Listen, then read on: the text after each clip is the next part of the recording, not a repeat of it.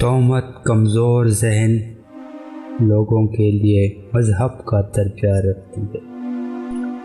جو بندہ اپنے سے زیادہ طاقتور کے ساتھ زور آزمائی کرتا ہے وہ اپنے آپ کو تباہ کرتا ہے۔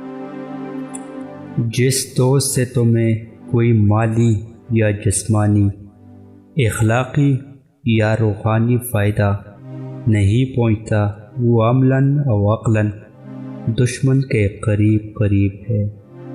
جب کسی پر اعتبار کرو تو کامل طور پر کرو۔ جو بندہ تمہارے سامنے کڑوی سے کڑوی بات کرے وہ تمہارا سب سے اچھا دوست ہے۔